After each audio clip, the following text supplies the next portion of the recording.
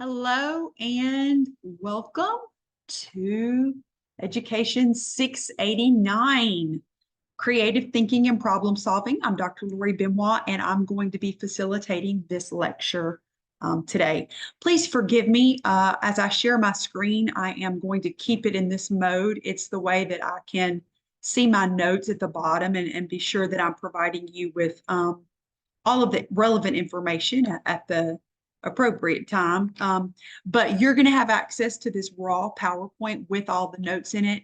You're welcome to pull it up and follow along or use it however you like. So I'm going to go ahead and jump in and get started with definitions and models. This comes from chapters 1 and 2 of the textbook we'll be using for this entire course. It's the Creativity in the Classroom by Starko, and I've put the textbook information on the discussion board as well as right here at the bottom. It is a red shelf option for you at McNeese State University. So we're going to jump in with considering the concept of creativity. What does creativity mean to you? Do you consider yourself creative? When you think of creative individuals, what are some of the characteristics that come to mind? When you think of creativity, do you have a view of it being perhaps maybe in a certain content area or domain or discipline? What images come to mind? How do you encourage creativity in your own life and in the lives of your students? And if you are, of course, like me, an academic, many times I don't consider all of the different ways that I demonstrate creativity. It's something that I am becoming more attuned to the more I teach this class and study it and read. I realize that creativity is something that can be fostered, and it is something that we as teachers should strive not only for our gifted students, but for all of our students. It is beneficial, and we'll talk about that as we move forward. So we're going to go ahead and establish our learning purpose and objectives for this module. We want to examine the basic questions, theories, models, and research about creativity. We want to consider personal beliefs, values, and experiences surrounding creativity. We want to analyze educational perspectives and the evolution of creativity. So our major assessment focus prompt for this week is articulate a rationale for creativity within teaching, especially as it pertains to gifted students. Articulate 2 models of the creative process. And so we're actually going to talk about that today. These are the outcomes that are associated with this particular module. And we are, of course, on focus prompt 1. And here are the standards that will be covered.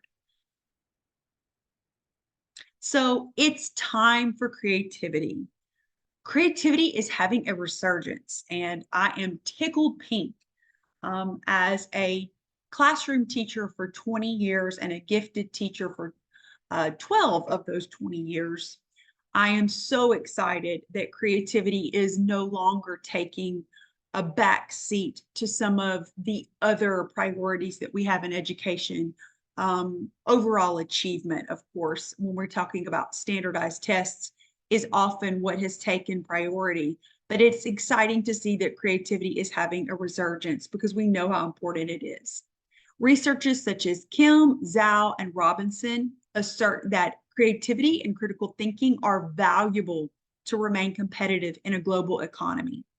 And the standardization of education stifles the development of creativity. Sir Ken Robinson has a TED Talk titled, "Do Schools Kill Creativity?" And I've linked it here on your own time. Please pull it up. It's about 12 minutes, if I remember correctly. And also, I'd like you to take just a moment and analyze Tom Fishburne's cartoon. Both of these are enrichments to this week's reading. How do you feel about their assertions, the TED Talk and the cartoon's assertions regarding creativity in schools? How has standardization and standardized testing, how has it challenged teachers' ability to embed, integrate, imbue their curriculum with opportunities for students to explore creativity and build creative thinking and critical thinking skills.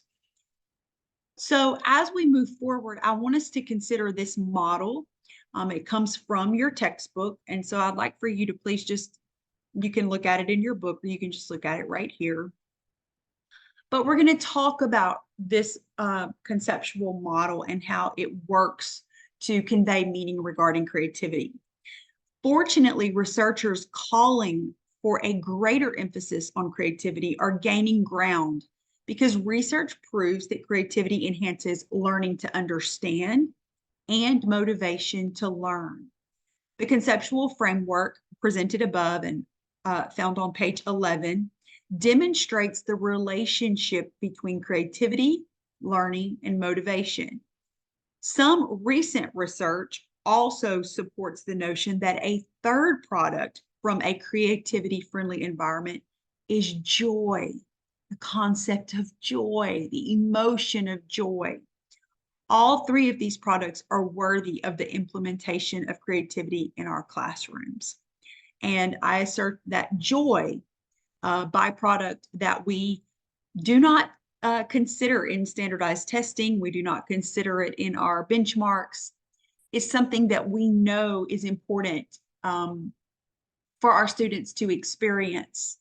Joy is something that is aligned with the social and emotional needs of our students, and it is very important for building hope, the capacity to hope.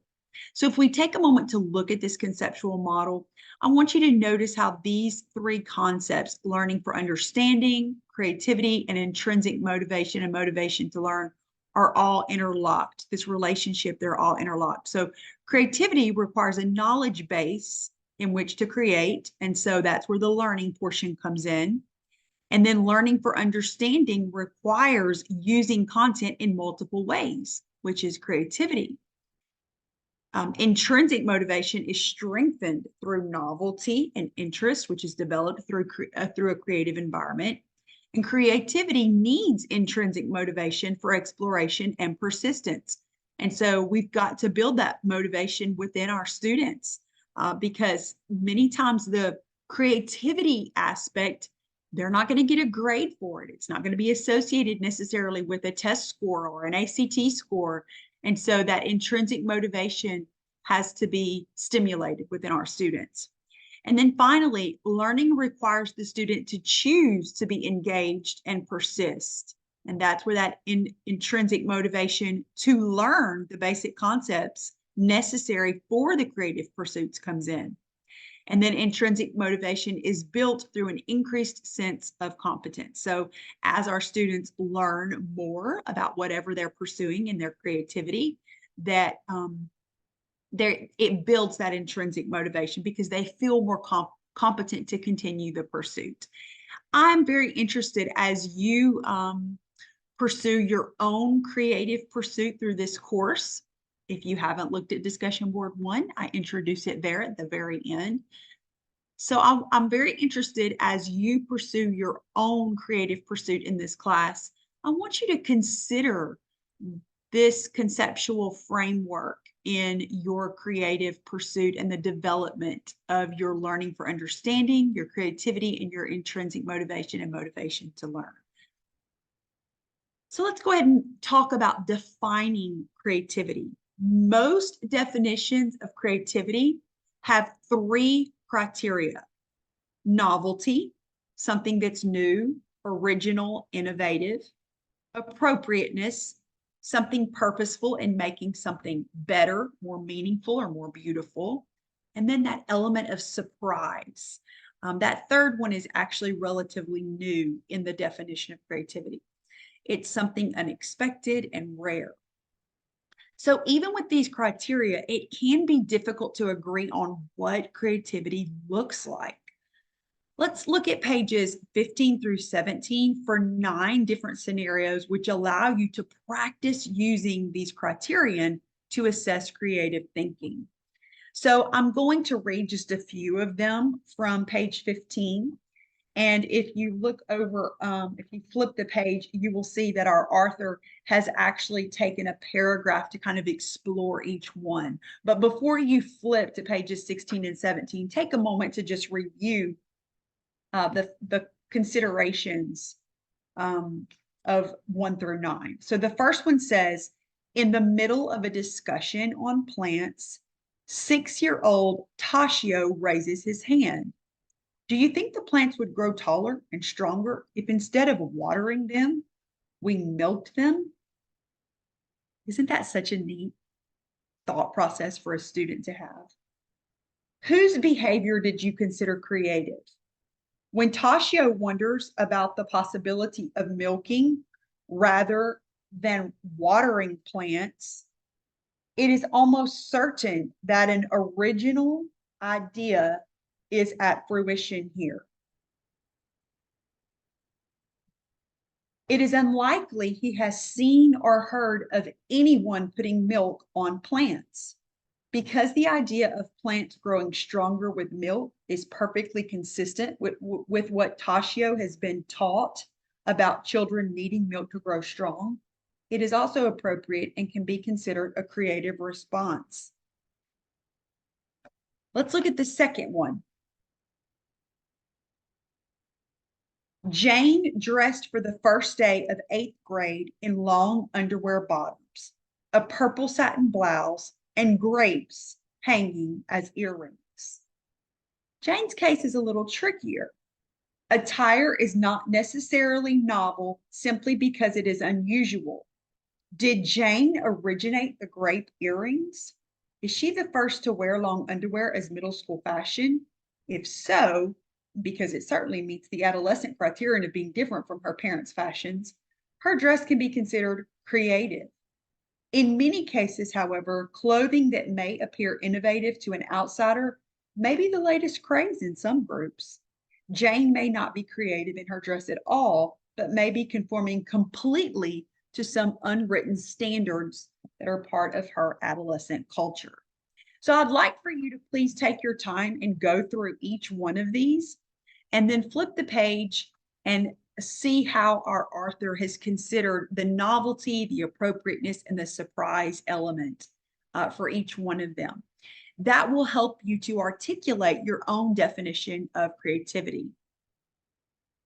So why do people create?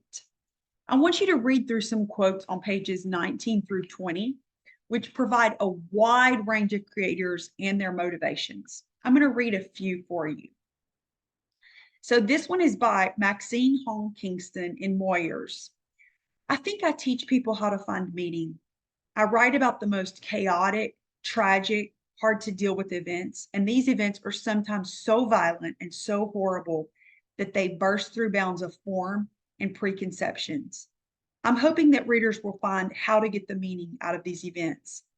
How do you find beauty in order when we've had this bloody, horrible past? Vincent van Gogh. I drew them several times and there was no feeling in them. Then afterwards, after I had done the ones that were so stiff, came the others. How it happens that I can express something of that kind, because the thing has already taken form in my mind before I start on it. The first attempts are absolutely unbearable. I say this because I want you to know that if you see something worthwhile in what I'm doing, it is not by accident, but because of real intention and purpose. And these quotes go on and on. I've also included 2 brief videos. The first one is about about Aboriginal art and how it conveys meaning. And the second one, the one at the bottom, is about Galileo and his many inventions and contributions to science and astronomy and even medicine.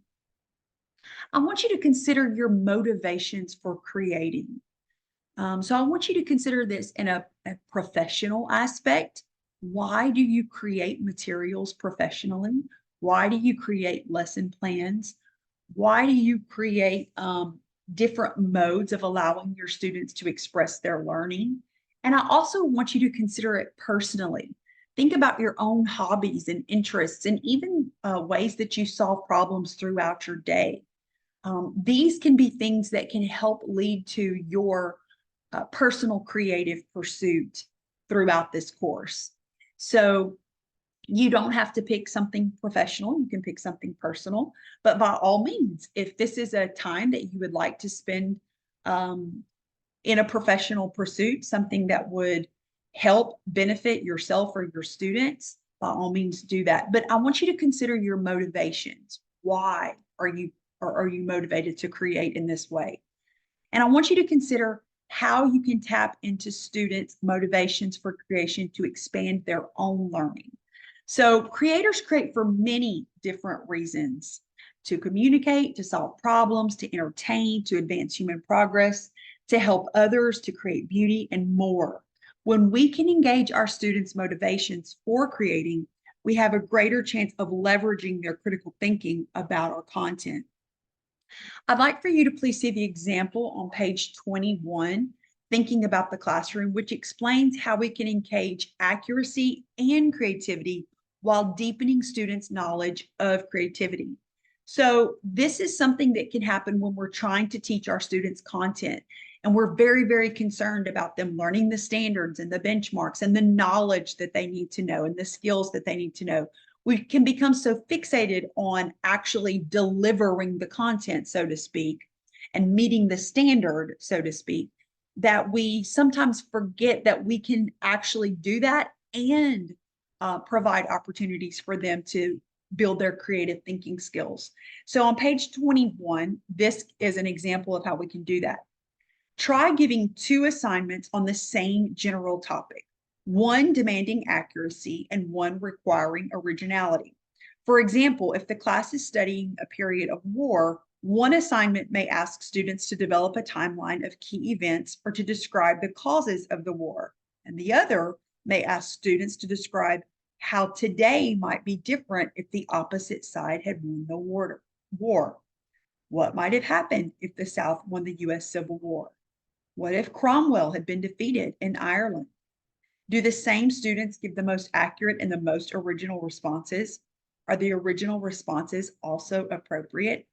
Specifically for our gifted students who often become bored with rote memorization, they need these types of critical thinking questions, not only to give them a frame of reference to demonstrate their knowledge of what actually happened, but also a frame of reference for what could have happened, for the possibilities and the potential that lie within those contexts in those situations.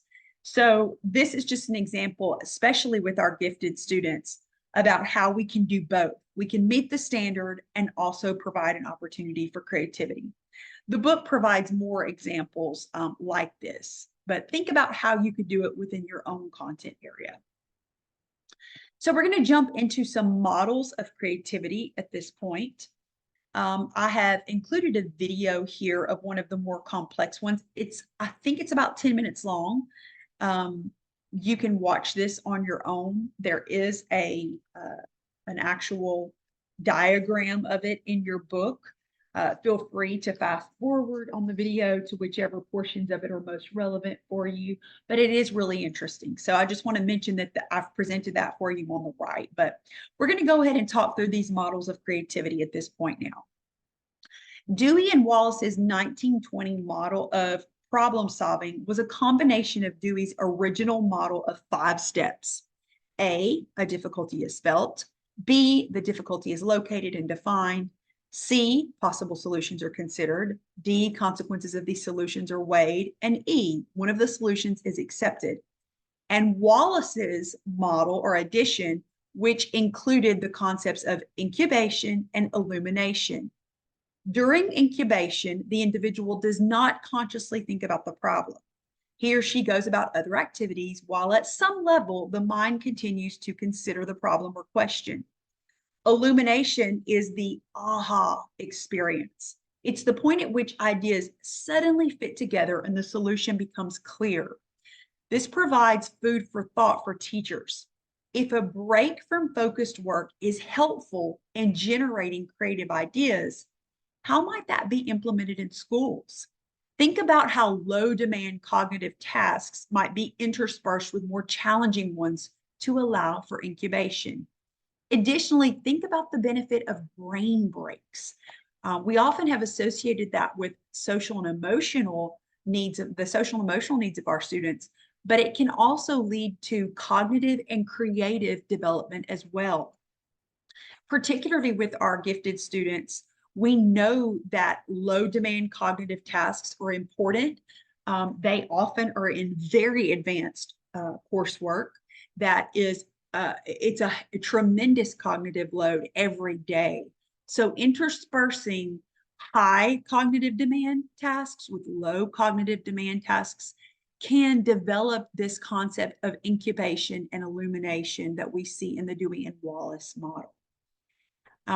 Next is the Guilford model. It's called the structure of the intellect model, and that's the one that I put the video for as well.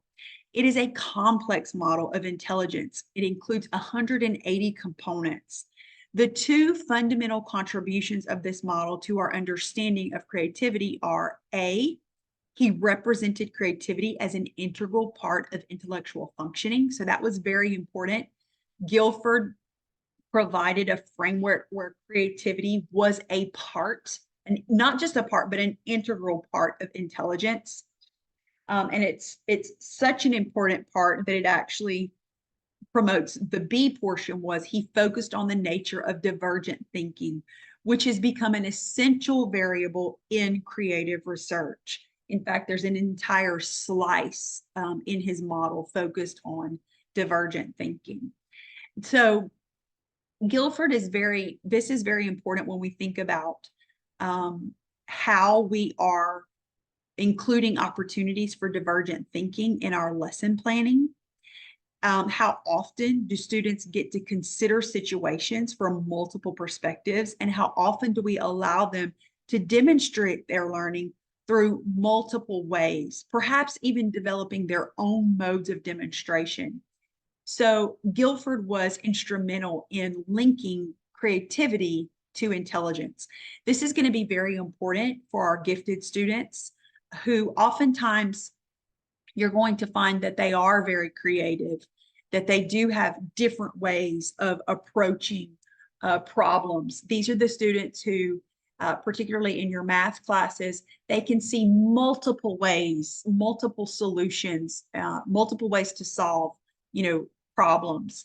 So it's very important that we strengthen that in them and that we actually provide pathways and frameworks for them to have those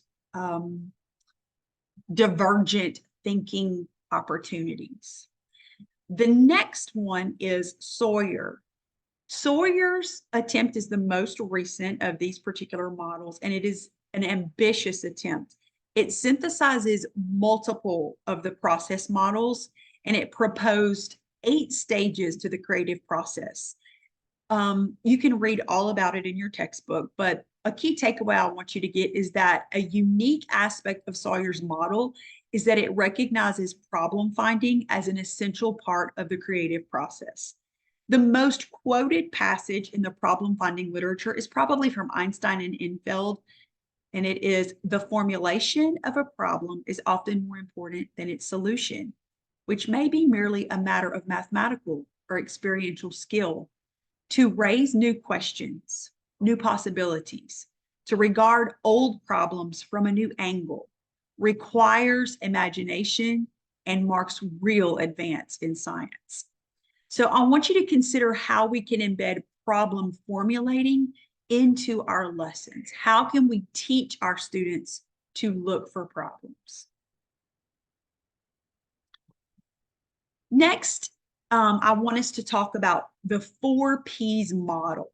So this is explained, of course, in your textbook, but I think it's very important that we understand the 4 Ps. We talked about some models initially, but now I want you to understand as we move forward, you're going to hear more about models, and you might even develop some models of your own, which are sort of like a combination of the formal models. But the 4Ps model was created by Rhodes, and it describes creativity as containing a product, a process, a person, and a press.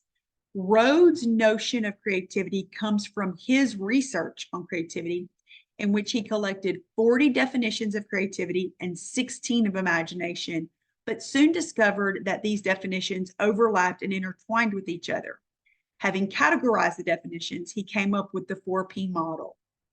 Person is about personality, intellect, temperament, physique, traits, habits, attitudes, self-concept, value systems, defense mechanisms, and behavior. He argues that people with higher intelligence show a higher talent for creativity and examines whether creativity is somehow a potential. He then studies some research about the topic and concludes that a creative person is sensitive to problems, has mental flexibility, thinks divergently, is able to redefine existing objects and concepts, and has a complex temperament. Process applies to motivation, perception, learning, thinking, and communicating. Rhodes uses research by Graham Wallace and Alex Osborne as his basis. We already talked about Wallace. This process infers that the creative thinking process has 4 stages: preparation, incubation, inspiration, and verification, and that the creative process can be taught. This is good for us as teachers. We simply have to make sure that we are using the correct strategies and giving our students the best tools. Press refers to the relationship between human beings and their environment. Rhodes finds that everyone perceives the environment surrounding him as unique, and this ultimately impacts the way in which ideas are formed. The ability to produce creatively is probably as a result of what a person's upbringing has imposed on him. So this is where those sociocultural and those background factors come in. And then product. This is what is created when an idea transforms into tangible form. Rhodes suggests that if a product were examined and traced back to the moment of inspiration, it might be possible to trace the thoughts and events leading to the idea.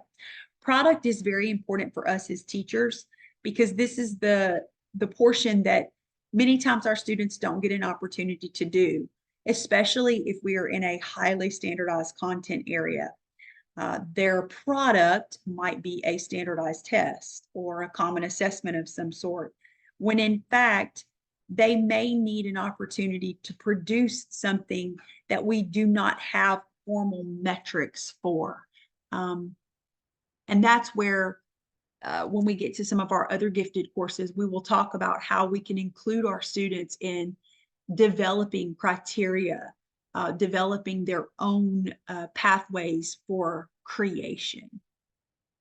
So now I want to talk about the early views of creativity.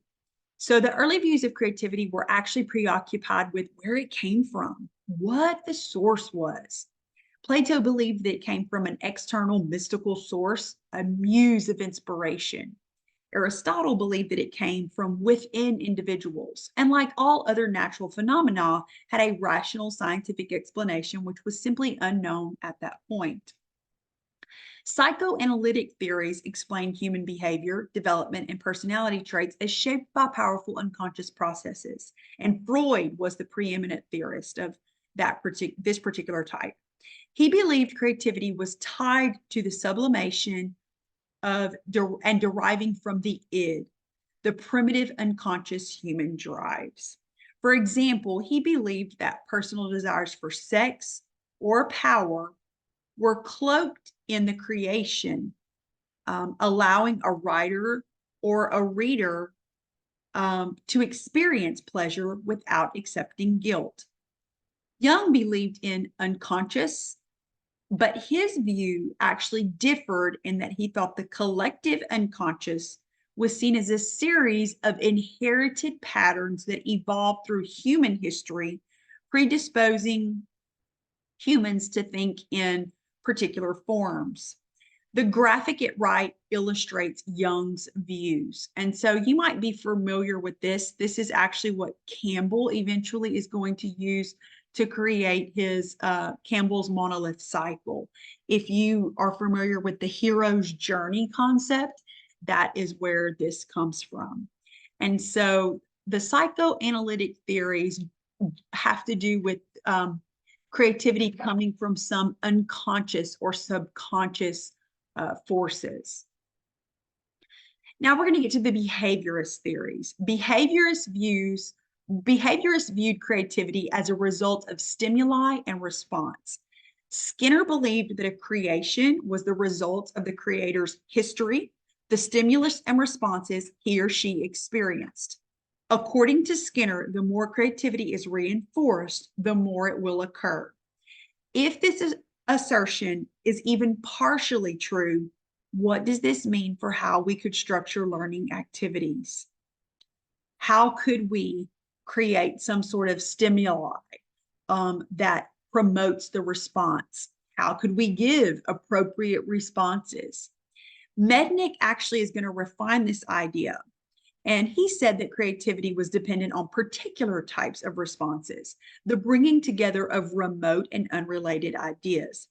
Essentially, the greater the number of diverse associations with a given stimulus, the greater is the probability that remote ideas may be connected. For example, an individual who is used a hairdryer to inflate a hot air balloon, a warm bottle, dry a shirt, and play balloon catch will probably generate more ideas for its use or improvement than someone who has only used it to dry hair. What does this mean for cross-curricular learning and making real-world connections to stimulate our students' creative and critical thinking?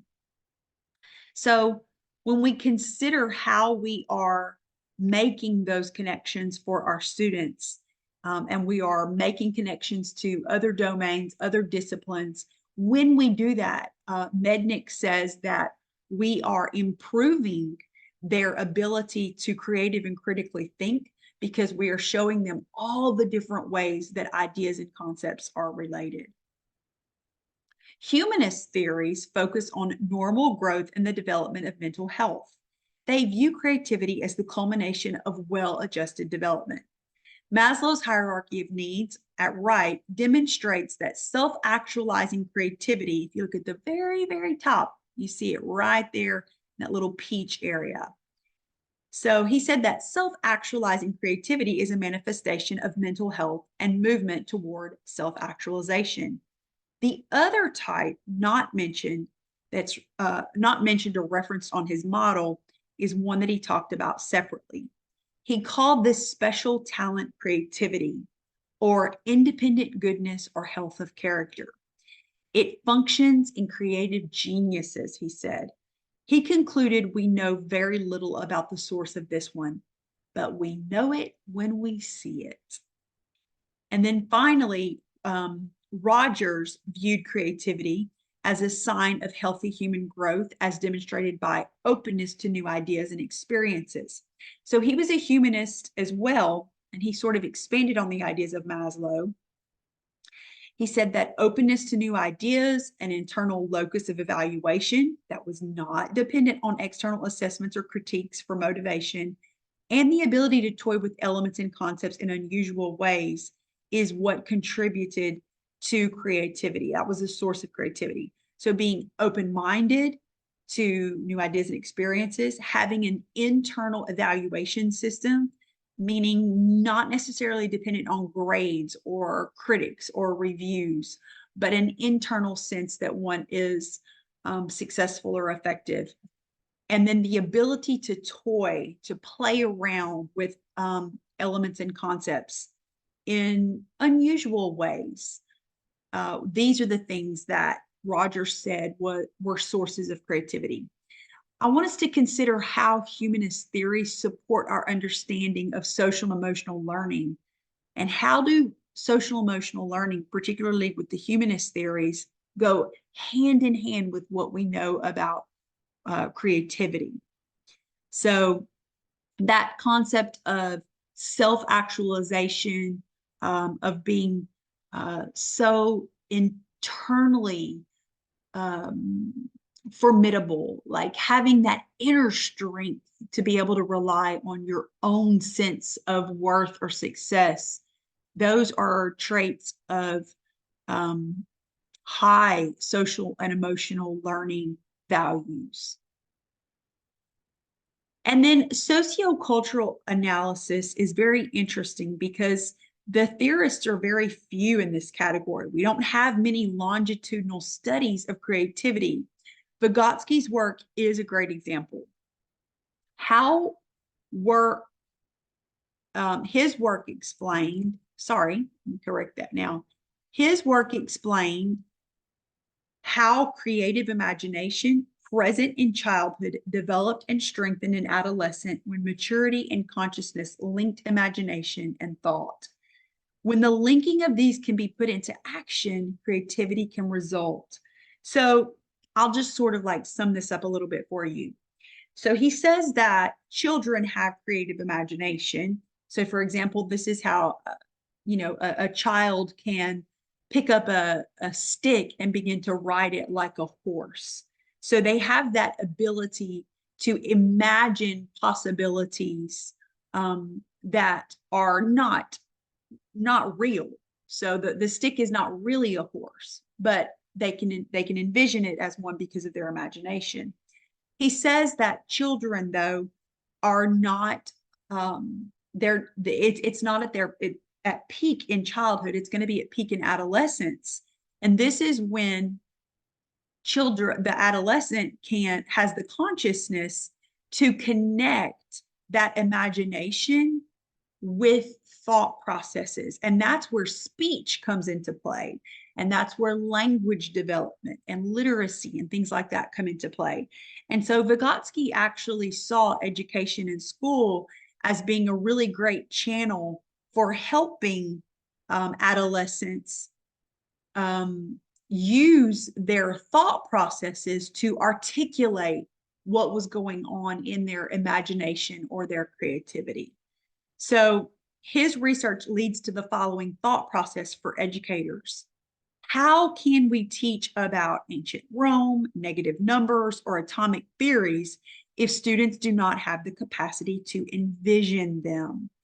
It puts the importance of creativity in a whole new light, and it explains how teachers can build background knowledge and create learning environments to support students' creative thinking. So these early views are very important, but it's also important for us to consider how creativity is manifested across cultures. So cultures actually differ in the three main ways that we are using to define creativity. So for example, cultures have different standards of appropriateness. What is appropriate in Western culture is not appropriate in Eastern culture. What is appropriate in certain neighborhoods is not appropriate in other neighborhoods. So think macro culture and microculture when we talk about this. Cultures differ in the ways they conceptualize novelty. And so, perhaps what is considered new or innovative in one culture may simply be like a rehashing of something already existing in another culture. And then the processes of creativity itself are very, very different. The way that cultures view them, it's very different. Not only the process, but also the expression. So each society determines the domains in which creativity will be more restricted and those in which it will be allowed more flexibility. And that has to do with the values of the culture. So keep that in mind as we think about how creativity is manifested within our students. As our society, and particularly our schools, become more culturally diverse, it is important for teachers to acknowledge multiple perspectives on creativity and creative thinking. And specifically when we're thinking about our gifted population, one of the things that we've been trying to do for years is to make sure that the ways that we are assessing cultures is equitable. We're going to talk about that a little bit more later in the course, and we talk about that in other courses. But what that means is that our gifted and talented populations are actually becoming more representative of our population as a whole, which is a good thing. That means that we have multiple cultures represented within our gifted courses, gifted and talented courses.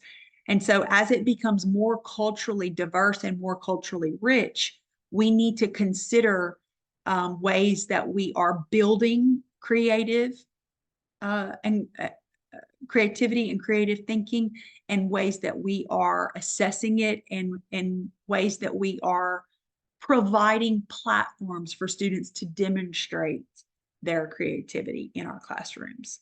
So we just want to keep that in mind. So closing thoughts, a deeper understanding of the early models and views of creativity will help you articulate your own definition of the concept. And as you embark on your personal creative pursuit, see discussion board 1 if you haven't already, consider the novelty, appropriateness, and surprise of your pursuit. How is it new, relevant, and unexpected for you? Have fun with this personal creative exploration and allow it to refine your definition of creativity. Carefully read chapters 1 and 2 of Creativity in the Classroom and complete the assignments on Moodle. And as a closing thought, please consider Ken Robinson's quote, "Creativity involves putting your imagination to work." In a sense, creativity is applied imagination. So keep that in mind as you select your personal creative pursuit. Have a wonderful week. Please reach out if you have any questions.